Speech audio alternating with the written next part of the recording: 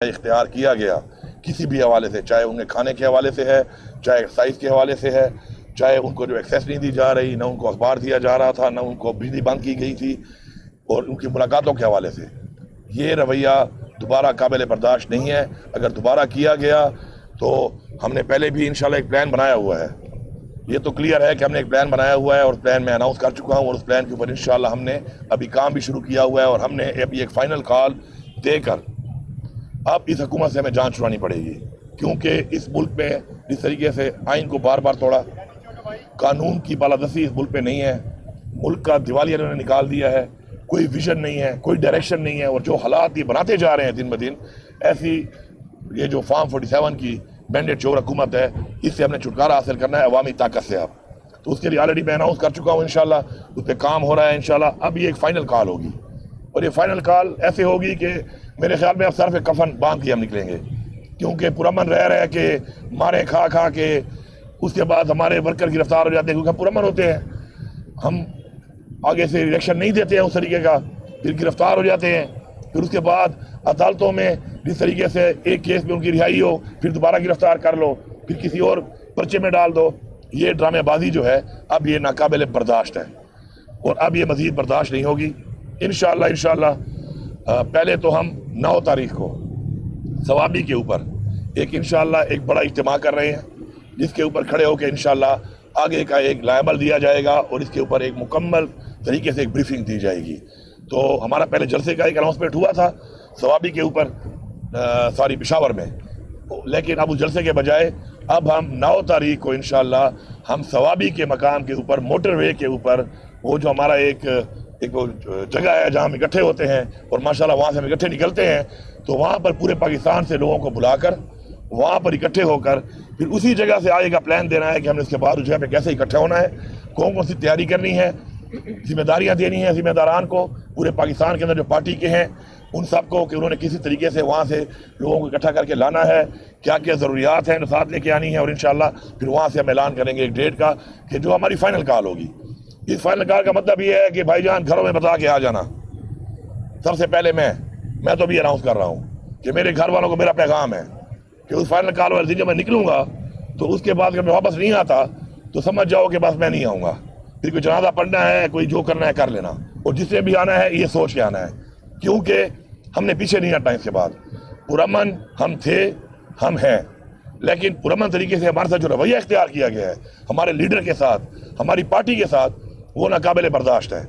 इंशाल्लाह आप देखेंगे कि अवामी ताकत के साथ इंशाल्लाह हम चीज़ें तो एक्सपोज हो चुकी हैं सबको, लेकिन मज़ीद कुछ, वो कहते हैं ना, वो ताबूत में भी आखिरी कील ठोकनी है, तो इंशाल्लाह आखिरी कील ठोकने के लिए इंशाल्लाह हम पूरा लामल देंगे, और इंशाल्लाह फिर हम निकलेंगे, और निकल के इंशाल्लाह अपने हकूक इंशाल्लाह हम लेके ही वापस जाएंगे। गंडापुर साहब, ये बताइएगा कि 8 नवंबर को आपने जलसे का ऐलान किया था और बड़े जलसे का ऐलान किया, क्या वजूहत हैं कि ये मनसूख किया गया और अब आप टेंट सिटी कायम कर रहे हैं और एक धरना दे रहे हैं, इसके पीछे क्या वजूहत है?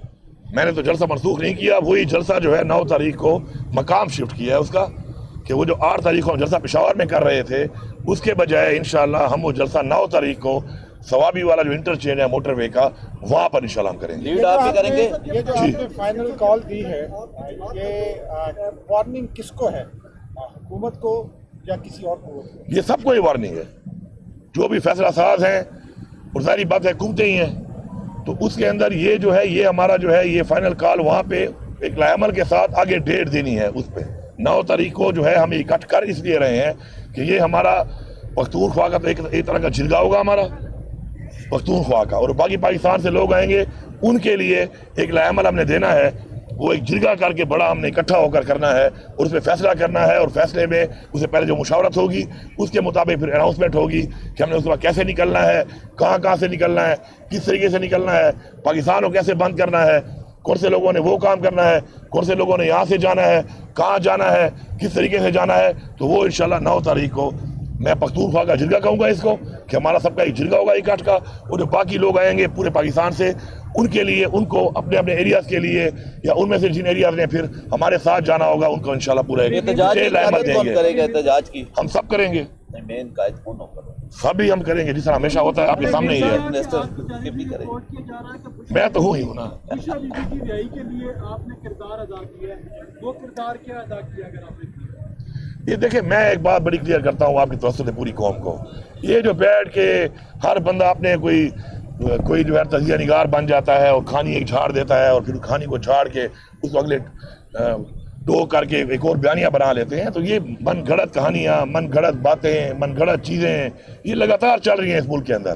तो मेरा बेसिकली अपनी पार्टी के सपोर्टर्स को, इमरान खान के फॉलोअर्स को एक पैगाम है कि ये आपको कंफ्यूज कर रहे हैं। आपने कंफ्यूज नहीं होना, आपके सामने मकसद सामने है। आपका मकसद क्या है?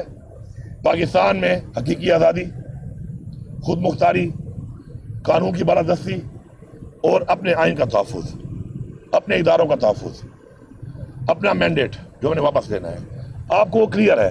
तो ये जो बैठ कर अजीब गरीब बयानी है अपनी तरफ से, बुशरा बीबी के रिहाई में मैंने कोई किरदार अदा किया है क्या? मैंने बताया किसी को? वो जब मैंने नहीं बताया हो भाई, तो जब मुझे कुछ बताना होगा आपको तो शुक्र अल्लाह ने मुंह भी दिया है, ज़बान भी दी है, तो मैं खुद बता दूंगा। अब मेरी बात XYZ कर रहा है और उसके ऊपर आप बयानियाँ समझ रहे हैं कि ठीक होगा। मेरे साथ क्या हुआ ये मैं बताऊंगा या कोई और बताएगा? होगा मेरे साथ तो भाई मेरी बात यकीन करो ना। आप औरों की बात यकीन कर रहे हो, किसी की झूठी साबित हो जाती है, सजा तो यहाँ पे है नहीं। इससे पहले भी ये सच्ची बात जो मैं कर रहा हूँ, मैं शुक्र है सच बोलता हूँ, मुझे ना झूठ बोलने की जरूरत है और न मैं किसी से डरता हूँ। देखिए हर बंदे का एक रिकॉर्ड है, हर एक के सामने है। कोई ना कोई पाकिस्तान आज बना है कि लोगों को पता नहीं है पाकिस्तान में क्या होता रहा है, और न ये पार्टी आज बनी है, और न हम कोई पहली दफा यहाँ पे खड़े हैं। पूरी कौम को पता है, सबको पता है कौन क्या है, किसने क्या किया, किस मौके पे क्या किया, पार्टी के लिए क्या किया, अपने मकसद के लिए क्या किया, अपनी हकीकी आज़ादी के लिए क्या किया। ना हमारी पार्टी है पहली दफा बुरा वक्त आया, इससे पहले भी बड़े बुरे वक्त आए हैं, बड़े धरने हुए हैं, बड़े प्रोटेस्ट हुए हैं, बड़े हमने सब कुछ किया है। तो हर एक को पता है इस बात का। तो मेहरबानी करें, ये लोगों की बातों पे टोन ना हो। अपने बयानियों को बेचने के लिए मैं कहूँगा कि हर बंदा अपना एक बयानिया बना ले,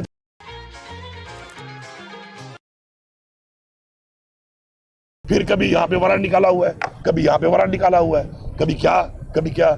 तो ये जो इन्होंने ओछेद करने शुरू किए हुए हैं, हर चीज़ की एक लिमिट होती है, बर्दाश्त होती है। जिस तरह KPO पे चढ़ाई की उस इन्होंने क्या सोच के चढ़ाई की इन्होंने? एक मेरे सूबे की आवाम की एक प्रॉपर्टी के ऊपर ये चढ़ दौड़े हैं, क्या सोच के? कोई पूछने वाला नहीं है इनसे, या ये जवाब देनी है किसी को? हिसाब देना पड़ेगा इनको। हाँ ठीक है, आज मैं हिसाब उस तरीके से नहीं दे सकता, मेरी ओपोजिशन नहीं है, लेकिन ये नहीं है कि हिसाब नहीं देना पड़ेगा। एक दफा जब तक आइन को तोड़ने वाले को सजाए मौत नहीं दी जाएगी, इस मुल्क में आइन टूटता रहेगा। एक दफा कानून तोड़ने वाले को सजा नहीं दी जाएगी, कानून टूटता रहेगा। एक दफा अपने जो उसका आईनी तौर पे इख्तियार है और उस इख्तियार को वो तजावज़ करता है, किसी के कहने पर भी, जब तक वो दोनों को सजा नहीं दी जाएगी, कोई भी अपने इख्तियार को तजावज़ नहीं करेगा। ये हमने इस मुल्क पे अपनी नस्ल के लिए ये प्रेसिडेंट बनाना है और उसके लिए इंशाल्लाह यही हमारी तहरीक का मकसद है। ये बताइएगा कि पिछले जब एहतजाज हुआ था तो यहाँ पर रावलपिंडी इस्लामाबाद में आर्मी भी आई और सब, लेकिन आप वहाँ से जब KP के हाउस पहुँचे तो बहुत सारे कारकुनान आपके बहुत ज़्यादा उनको परेशानी हुई कि आप वहाँ से निकले और वहाँ से आप बरामद हुए। उसके बाद आप फिर असम्बली पहुँचे। इस सारी सूरत हाल में बहुत सारे आपके कारकुनान जो थे वो वेट कर रहे थे कि यहाँ से इकट्ठे जाएंगे। अब जो एहतजाज होगा, क्या आप लीड करते हुए आएंगे या वहाँ से कई जगह चेंज? इसके साथ एक छोटा सा क्वेश्चन ले लें। आप जब 5 अक्टूबर को इस्लामाबाद आए और आपके फ़ोन चोरी हुए गालबन, क्या वो फ़ोन वापस मिल गए आपको? हाँ, ये मजे की बात है। पहली बात तो ये जो आप बात कर रहे हैं, तो अगर आपके पास वीडियो हो, मसला ये है ना कि वहाँ पर मुझे ये भी अफसोस है ना कि वहाँ पर आप लोग भी नहीं थे। वहाँ पे आप लोगों को होना चाहिए था ना। वो DSNG बताती ना कि क्या हो रहा है वहाँ पर और क्या जुल्म शुरू किया हुआ है। वहाँ पे कोई भी नहीं था, तो उसमें आगे मेरी गाड़ी थी। वो वीडियो कहीं पे सोशल मीडिया पे कहीं होगी, किसी ने बनाई होगी, ठीक है। उसके बाद जो मैं वहाँ से गया, तो मैं वहाँ से कहाँ गया, बता के गया ना KP हाउस जा रहा हूँ। KP हाउस मेरी प्रॉपर्टी है, उसी एरिया में है। उसके अंदर मैं गया, इन्होंने धावा बोल दिया। और जो पीछे भी जो लोग आप कह रहे हैं ना, जो लोग थे, तो आप जरा वो वीडियो देख लें। पीछे वाला जो कन्वाई जो थोड़ा आगे पीछे पहुंच रहे थे, तो उसमें भी वो मेरा भाई उमर अमीन ही उसको लीड कर रहा था। आपको नजर आ जाएगा, लंबे बाल है उसके, वो है भी एक्स आर्मी का कैप्टन, ठीक है। बात यह है कि हमारे ही पीछे जो MPA थे, हमारे ही मिनिस्टर्स थे, हमारे ही लोग थे, हम ही थे जो आगे और पीछे। जारी बात है गैप आ जाता है, जब लंबा फासला हो जाए तो गैप आते हैं। जब हज़ारों लोग आते हैं तो बीच में जारी बात है कोई गाड़ी तेज, कोई स्लो, कोई आगे रास्ता खोल रहा होता है, कोई पीछे आ रहा होता है। कुछ ऐसे भी होते हैं कि वेट कर रहे होते हैं पीछे, जब रास्ता खुलेगा तो मैं ज़रा आराम नाल फिर मैं चला जाऊँगा। तो हर तरह के लोग होते हैं। तो उसमें बात यह है कि अल्हम्दुलिल्लाह हमने साबित किया कि हम आ सकते हैं और हमने वहाँ पहुँच के दिखाया, हमने अपना एहतजाज रिकॉर्ड कर दिया। उसके बाद अब न तो हम ब्लड शेड चाहते हैं और हमें पुरअमन। हमने एक फैसला किया कि हम वहाँ पे फिर KP हाउस पे जाके आराम से वहाँ पे अपना आगे लेवल बनाएंगे। इन्होंने हमला कर दिया उसके ऊपर, ठीक है, हमला हो गया। हमले के बाद क्या हुआ, गिरफ्तारियाँ कर ली, वहाँ से कर ली। गिरफ्तारियों के बाद अल्हम्दुलिल्लाह हमारे तकरीबन वर्कर हमने छुड़वा ली हैं। अब ताज़ा ताम दस्ते फिर दोबारा आएंगे, इस दफ़ा ये काउंटर भी करके आएंगे। अगर ये हमें काउंटर करने के लिए स्ट्रेटजी बनाते हैं ना भाई, तो हम भी इनको काउंटर करने के लिए स्ट्रेटजी बना रहे हैं। अब ये जब वहाँ तक पहुँचेंगे ना, तो इनको भी रास्ते में रुकावटें आएंगी। बड़े आराम से आते हैं, 10 जिलों के DPO भेज देते हैं, 10 जिलों की पुलिस भेज देते हैं, वो एक ही मेरे ऊपर आके सीधी हो जाती है। तो इंशाल्लाह DPO साहिबान, इस दफ़ा आपके ज़िलों से आप निकलेंगे ना आप, तो उधर आपको लोग एंगेज करेंगे। आप इतने आराम से नहीं आएंगे कि आप वहाँ से निकल के और एक जगह पे इकट्ठे हो जाओ। तो मैंने इसलिए पूरे पाकिस्तान का एक प्लान बनाया है और इंशाल्लाह इससे पहले भी बहुत सी ऐसी कार्रवाइयाँ हो चुकी हैं और उन कार्रवाइयों में कोई पहली दफ़ा नहीं हुआ। मैं हमेशा पहुंचा हूं, हर महाज पे पहुंचा हूं और पहुंचकर मैंने साबित किया है कि इंशाल्लाह, हाँ, कराता अल्लाह की ज़ात है। एक हमारा प्लान होता है, एक अल्लाह का प्लान होता है, होता उसी तरह है, लेकिन हमने हमेशा साबित किया है कि हम जो कहते हैं इंशाल्लाह वो करते हैं। जहाँ तक मोबाइल की बात है, मोबाइल मेरा ये मेरे कमरे से ले गए थे और जब कमरे से ले गए उसके अलावा मेरी गाड़ी, प्राइवेट गाड़ी में इन्होंने तोड़ी, मेरा असला भी ले गए, मेरा जो सिवा गाड़ियों में सामान था वो भी ले गए। कोई सामान जो है वो बरामद हो चुका है, कुछ नहीं हुआ, इंक्लूडिंग माई मोबाइल। लेकिन मैं इनको एक बात कहता हूँ, मेरा मोबाइल है ना गाड़ी में पड़ा है, किसी ने चेक करना है आ जाए मेरे पास, मीडिया को ले आए, कोड खोल के दूंगा कि आप भाई पढ़ ले। हम तो खुली किताबें हैं भाई। मेरे मोबाइल में तो क्या नहीं मिला, कहाँ मिला है? मुझे मोबाइल के नंबर से मसला आ रहा है, क्योंकि मेरे नंबर से अब मुझे लेना पड़ता है नंबर, उसका नंबर दो, उसका नंबर दो। बाकी मोबाइल का क्या है, मोबाइल अगर चाहिए इनको मोबाइल ले ले, मुझे अपने नंबर दे दें उसमें से। और वैसे भी वो मोबाइल अब इनके पास गया है ना, तो अगर ये बड़े समझदार है ना, तो हम भी इनके साथ पंगे लेकर इतना सीख चुके हैं। माय हेयर क्लिनिक को सीएम साहब ये बताइए, ब्लैंक स्क्रीन देखी होंगी, तो अगर उसको मोबाइल चाहिए, नंबर तो वैसे ही मेरे खत्म हो गए उसमें अब, क्योंकि वो मोबाइल सारा वैसे उड़ा दिया था डाटा उसका। तो अब नंबर तो भी मेरे पास काफ़ी आ गए और भी आ जाएंगे। मोबाइल जिसके पास है बता दे कि मुझे चाहिए, मैं बड़ा गरीब हूँ, मैं उसको बख्श दूंगा, ले ले, कहेगा तो एक और ले दूंगा। सीएम साहब ये बताइएगा कि आपकी जमात का जो एहतजाज है उसका लेवल और मरकज़ पंजाब और बफाक ही क्यों है, एक बात है। दूसरी बात यह कि जिस तरह आप सरकारी मशीनरी के एहतजाज के दौरान आपने सरकारी मशीनरी का इस्तेमाल किया, क्या आइन और कानून आपको इस चीज़ की इजाज़त देता है कि आप सरकारी मशीनरी के साथ पंजाब में वफाक पर चलाई करें? आप कौन से चैनल से हैं? मेरा सुनो न्यूज़ से। अच्छा, आपकी खड़ी खड़ी है इधर, कौन लेके आया है, किस अथॉरिटी से लेके आए हैं? तो मैं सूबे का वज़ीर आला हूँ, मेरी भी अथॉरिटी है। मैं अपनी मशीन जब लेके जाता हूँ तो मैं अपनी अथॉरिटी में लेके जाता हूँ, मुझे कोई मना नहीं कर सकता उससे। जो अथॉरिटी आपके पास है अपने चैनल की और आप ढील लेके फिर रहे हैं, तो मेरी अथॉरिटी में जो मेरी मशीन है मेरे सूबे की, जिसका इस वक्त माशाल्लाह मैं चीफ एग्जीक्यूटिव हूँ, तो वो मेरी अथॉरिटी में लेके आऊँगा, दब के लेके आऊँगा, इससे उससे भी ज़्यादा लेके आऊँगा। देखता हूँ कौन रोक सकता है मुझे। सर, शेर अफसर मरवत साहब कह रहे हैं आपके जो रहनुमा वो कहते हैं कि बतौर वज़ीर आला हरजमीन गंडापुर हमें सपोर्ट करते हैं, लेकिन उनको बतौर वज़ीर आला एहतजाज में शरीक नहीं होना चाहिए ताकि वफाक को गवर्नर राज लगाने का मौका ना मिले। बात यह है, अगर हमने डरना होता ना गवर्नर राज से, या हमने अगर सिर्फ हुकूमतों के लिए सियासत करनी होती, तो पहले तो हमने अपनी हुकूमतें खुद ना तोड़ी होती। तारीख को देखा करें ना, फिर परखा करें चीज़ों को, पहली बात। दूसरी बात यह है कि मुझे अगर हुकूमत बचाने या वज़ीर आला बनने का शौक होता ना, तो मैं फिर अपने वो सियासी जो इक़दाम है इस तरीके से ना कर रहा होता। हमने अपनी मकसद को देखना है। हुकूमतें, गवर्नर राज, ये जेलें, ये पर्चे, ये हमारे रास्ते नहीं रोक सकते, ये क्लियर है बात। ठीक है जी। एक सवाल, रऊफ हसन साहब ने कहा जी कि हमारी अब डायरेक्ट बात हो रही है, अब पहले जैसी सूरत हाल नहीं, अब हम डायरेक्ट हैं इस्टेब्लिशमेंट से। ख्वाजा आसिफ ने बयान दिया कि कुछ न कुछ मामला हो रहे हैं, और बैरिस्टर साहब जो आपके तर्जुमान हैं उन्होंने कहा कि डील नहीं, हमारी अंडरस्टैंडिंग हो रही है। असल में क्या हो रहा है, ज़ाहिर है मैन कैरेक्टर तो आप हैं जो इस्टेब्लिशमेंट से पहले भी राब्ते में थे, अब भी राब्ते में है।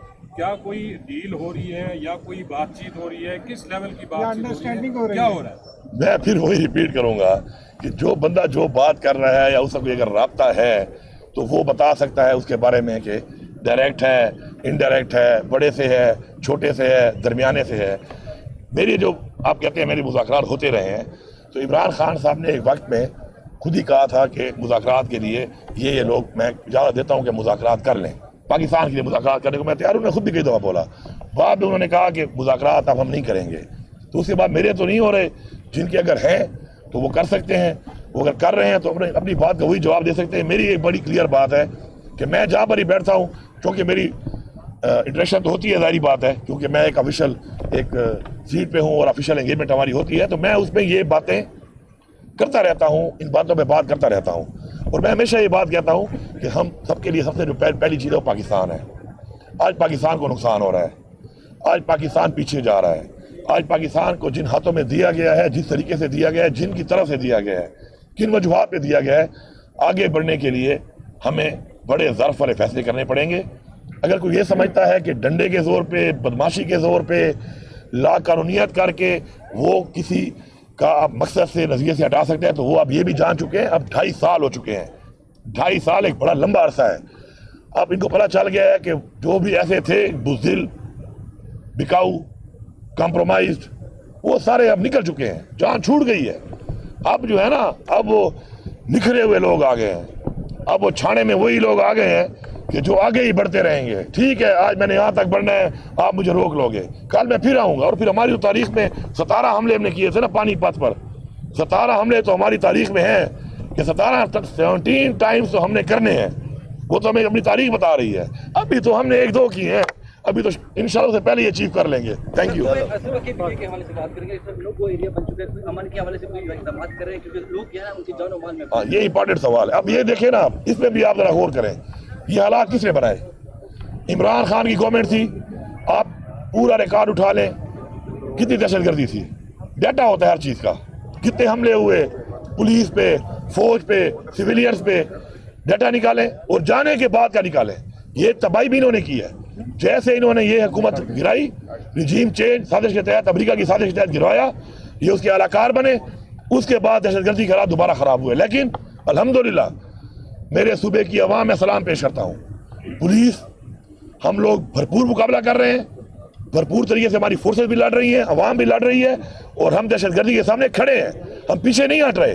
बाकी हालात इन्होंने बनाए, मुकाबला इंशाल्लाह हम कर रहे हैं, हम करते रहेंगे। सर